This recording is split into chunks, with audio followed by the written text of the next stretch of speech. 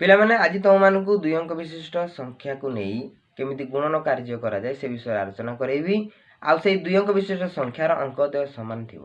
ଯଦି ଆମେ ତାକୁ କେମିତି ଏକ କ୍ଷୁଦ୍ର କୌଶଳ ପ୍ରୟୋଗ କରି କେମିତି ଗୁଣନ କାର୍ଯ୍ୟ ସମ୍ପାଦନ କରିବା ସେ ବିଷୟରେ ଆଲୋଚନା କରିବା। ତ ସର୍ବପ୍ରଥମେ ଗୋଟେ ଉଦାହରଣ ରୂପରେ ମୁଁ କ'ଣ ନେଉଛି ନା 88 ଗୁଣନ 3 ମୁଁ ଧର ନେଲି। ତ ୟାକୁ ନେଲା ବେଳେ ତମେ କ'ଣ କରିବ ନା ଗୁଣିୟ ये गुणीय एवं गुणकरू गुणीयरू एकक घर अंक एवं गुणकर संपूर्ण नहीं कौन कर प्रत्येक गुणन कर 8 3 24 समस्त तो पणिका मन रखीज गुणी पार 8 3 24 24 लिखा बेले कौन कर 2 और 4 मझे गोटे अंक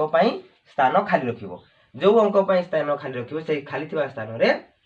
तुम कौन कर जो अंकटी गुणफल रूप बाहरी 2 और 4 जोग करदेव 4 2 6 तेणु तुम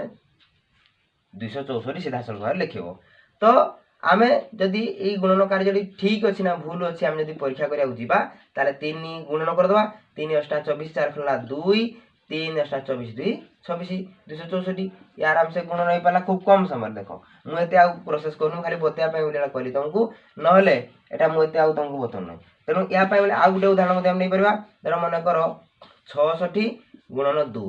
मुझे नेली तो या कौन करवा से भाया सामान तो 6 2 12 मझी अंकटी खाली रख ये दु जोग करदेव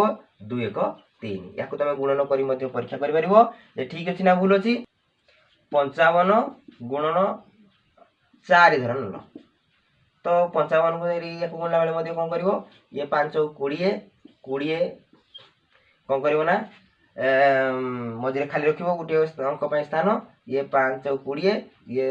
शून्य और 2 को जोग करदेव ये 2 ये भाव में तुम कौन कर ना जेकोसी 2 अंक विशिष्ट संख्यार जदि अंक सामान थी